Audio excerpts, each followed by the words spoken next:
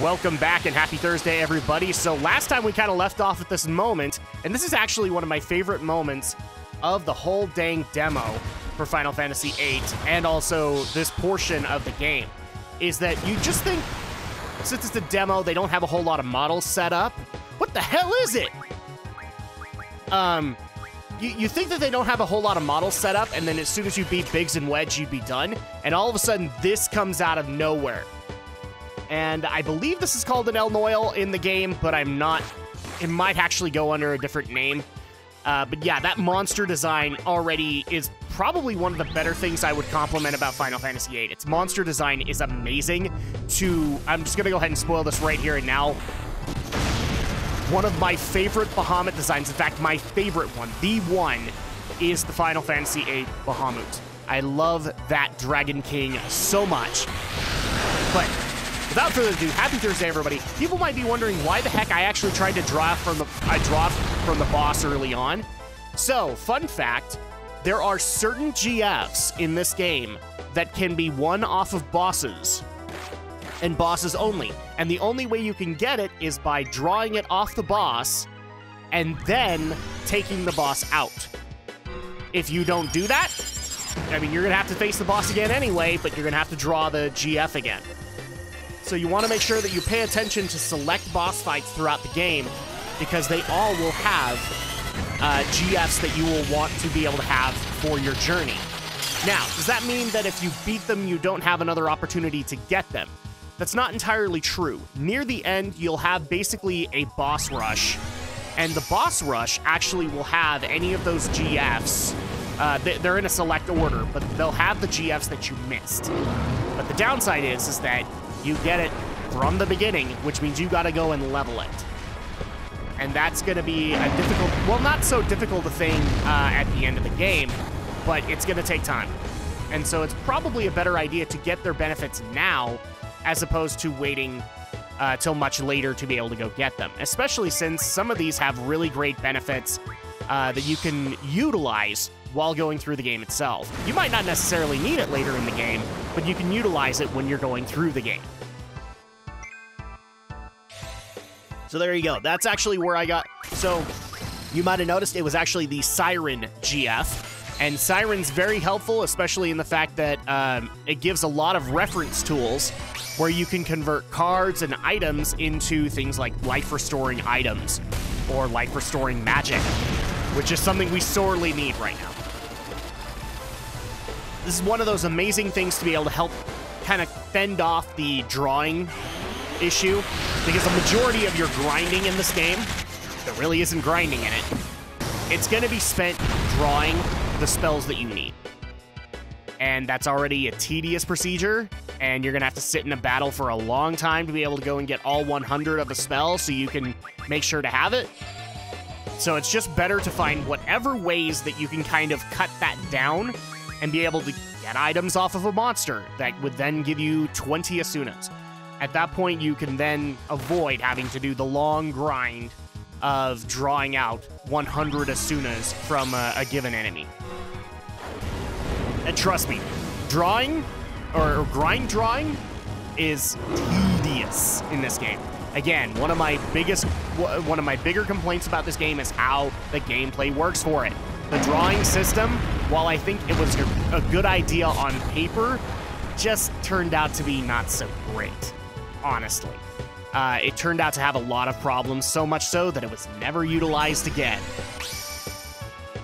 Kind of like when Final Fantasy II did the we're going to level stats instead of baseline levels, never did that again. Instead, what actually happened out of that is eventually you would get games in Final Fantasy that would allow for you to level up stats. Or in games like Kingdom Hearts, Pokemon also does it, where you can level up stats via items instead of having to level up stats individually. And as you guys can see, I'm just pelting this guy with summons, because right now that's pretty much the most damage that I'm able to do at this early point in the game. Trust me, by the time we get to the end of the game, the characters are going to be powerhouses in and of themselves. We won't probably need to rely on GFs that much. But Jiminy Christmas, just look at that boss design, everybody. Especially when he gets hit, you could tell like he's seriously hurt by it. I love the amount of effort and time and dedication that went into a lot of the monster models in this game. Oh, geez, and my summons are about to die, which means I can't summon them anymore until I revive them. We've got to end this fight, and we got to end it fast.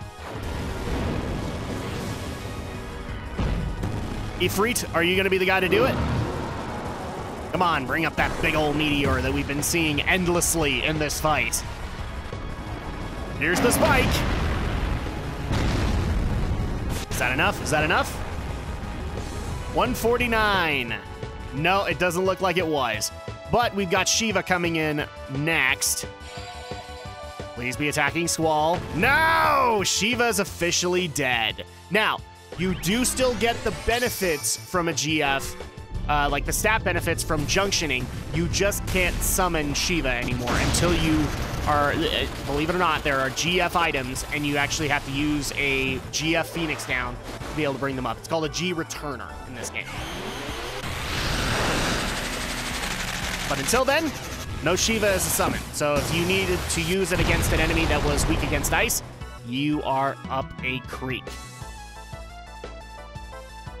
Come on, man. You've got to be close to being dead.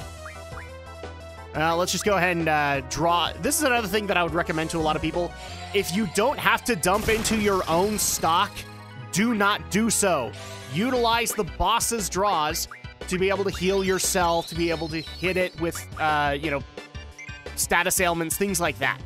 Always go for the boss's stock first. Do not necessarily use yours. I've seen a lot of people who play this game do that same mistake, and they go into their own stock, and then they have to go and grind that out again. Don't do that if you don't have to. All right, we got another thunderstorm coming. I think right now Quetzalcoatl is the one that's doing the most damage to him. So this is probably a good idea to just focus on bringing out Quetzalcoatl before he dies. Because he's sitting at a whopping 88 HP. It's okay, guys. He can generate the 1.21 gigawatts. Boom! 173. Is that enough? Is that enough? Is that enough? Nope. Okay, Renzakuken. Boom! And it's usually around this point in a boss fight where, especially in Final Fantasy VIII system, you just want your party weakened. Why? Because it gives you limits. And then at that point, we can get the added benefit of the limit breaks of all of the characters. So in the case of Selphie, you get to be able to cast multiple spells numerous times. So this is already going to give us an extra added advantage because it was Thunder. And unfortunately, I didn't get my Renzakuken off. Technically, if you time it just right, you can actually get a gunshot off, which will add damage to Squall's strikes. Come on. Is that it? Is that it? Nope. And down goes Selphie. No! Oh, wait, I don't care. I know a few people were asking, like, why the hate for Selphie? I have never liked Selphie as a character. Kingdom Hearts didn't help her. She just comes off to me as like that airheaded, ditzy girl from high school that, as people know from previous ones, I never got along with those people. I never did. And in fact, usually those were the people that were doing the horrible, disgusting things, like, you know, calling a random girl a slut because they had an outfit that was somewhat cuter than theirs that one given day. And there we go. All I had to do was talk about high school, and that's what took down the boss. That's what worked, ultimately. I was doing it wrong the whole time. Look at that. That is such a cool animation to have it slowly fade off. Instead of, like, Final Fantasy VII, where it was just, like, big red model and it slowly fades. But there you go. We won the boss fight, and it took us, like, half the episode to do it. Can I just not use a... And by the way, there is a G returner, so now we can resurrect Shiva if we want to. And you can also name your GFs if you want to, but I just keep the original names. Now we have Siren, So that's going to be very helpful. Oh, hi. Squad B Captain? Excuse me, I have, like, new orders.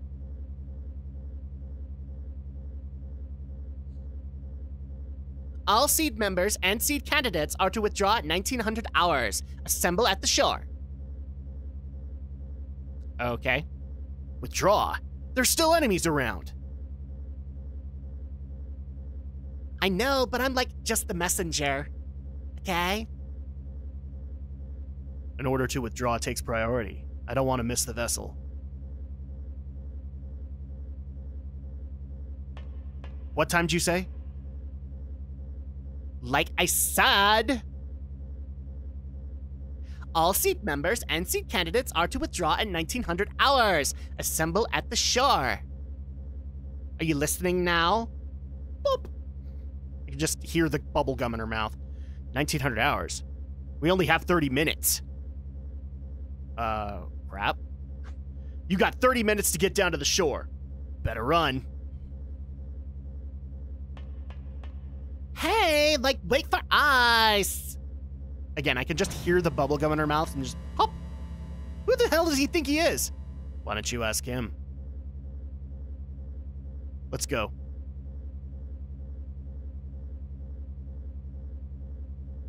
Okay, so we now have a timer to get to the shore in 30 minutes. You need to get down there so that you can get out of Dole Dukedom and you can finally get evaluated for your seed exam. But in the meantime, it looks like Wedge wasn't entirely done. Or was this Biggs? Those little twerps are the targets. Now go! Go and destroy them! Ugh. Okay, what could he have possibly been doing there? That doesn't look like fun. All right, so while we're down here, we're going to get randomly attacked, because that's the way it goes. Thankfully, later on in this playthrough, we're not going to have to worry about random attacks anymore. Oh, thank goodness. And part of that is just because you get extra abilities that will take care of your encounter rate. So people might notice that this playthrough goes a little bit faster than Final Fantasy VII, and it's simply because of that. Like, I can turn off the encounter rate, and we can just go through the area and not have to worry about it. All right, so let's get Selphie back up, and then use the G-Returner on Shiva. And just use a tent really quick, just to bring everybody back up. And these are also an important thing you want to keep track of.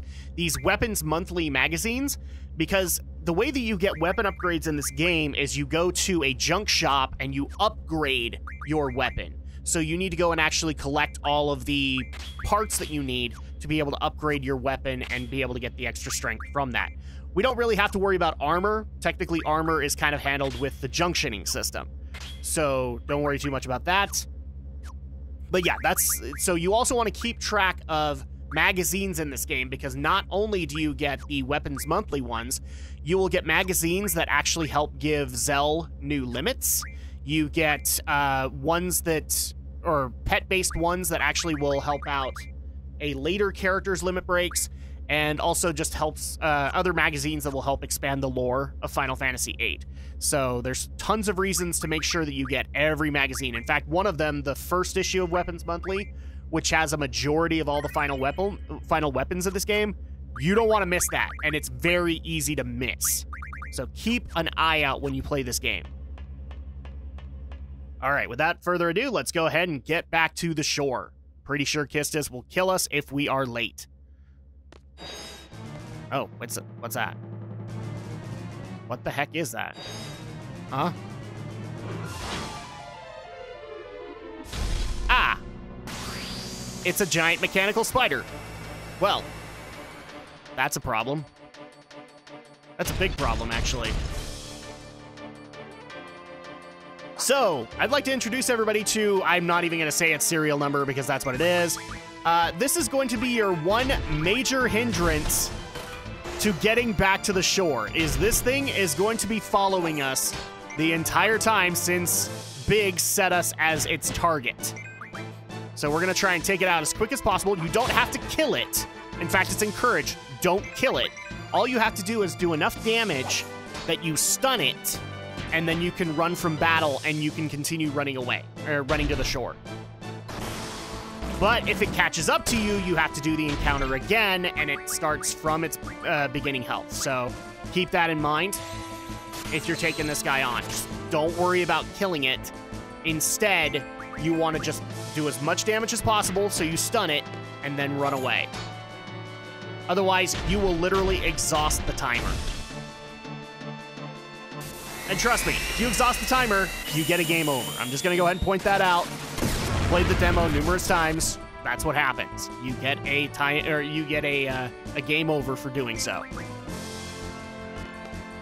Now, thankfully, it doesn't take a whole lot of damage before he gets stunned. And I'm also going to go ahead and point this out. You can use Quetzalcoatl to do a lot of damage to it to get it closer to that stun point. I'm not using Quetzalcoatl right now just because it's kind of a last resort given how much health Quetzalcoatl has. But Drak, you used a tent. Everything should be healed, right? Wrong. Like I said, there are pet items, which means there's a pet equivalent of a tent. And I don't technically have one right now. It's called a pet house. And technically, once you start getting the money for it, I would actually recommend to people go and get cottages. Cottages in this game, in previous games, they've been improved tents. You know, where tents only did so much healing, cottages would do full health. In this game, cottages basically do a heal all. So they heal your characters, and they heal your GFs. So get yourself some pet houses and tents, but also get some cottages just to help with things in case you're in a really difficult situation. And that's the stun, so let's get the hell out of here! And this is technically supposed to tutor you into how to escape, but I already know how to escape because I've played this game numerous frickin' times. So that's the way it goes. And that's pretty much us escaping to the shore. We're gonna have to deal with this guy as we continue on. So he's just kind of knocked out. Unfortunately, we can't jump over the cliff like we did last time. But what we can do is run like hell.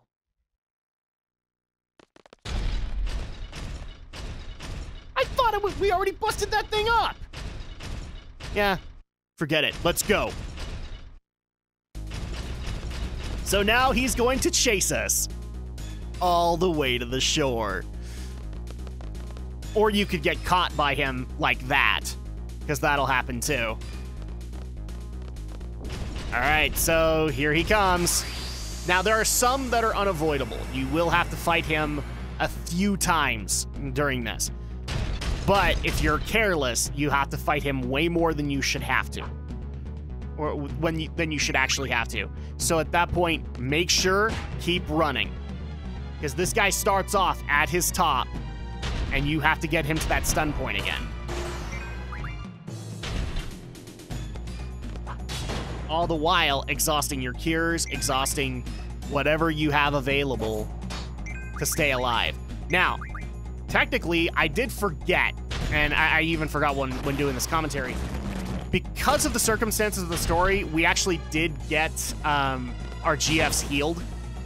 So, oh, actually, never mind. I think I actually did have a pet house and I did use it.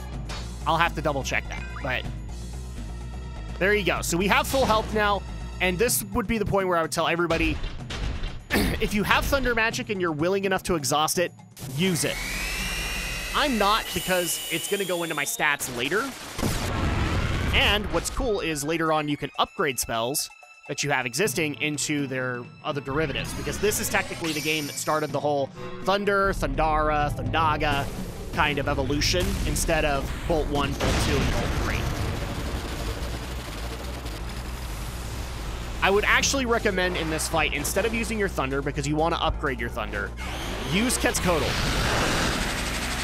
Quetzalcoatl is a fairly fast summon to be able to get out, and it does a significant enough amount of damage that you could probably get a stun after a couple of hits after it. Because he's a machine, and therefore it's weak against Thunder. Boom. One Renzakoken should probably do it. Is it? Yep, that'll do it. So he is stunned. Get out of battle. and continue running like hell. Because this sounds like fun, right? Absolute fun. Well, here's even more fun for me to announce to you. Unfortunately, we've run out of time for this week, so when we get back, we will continue our race to the Dole shore to finish our seed exam.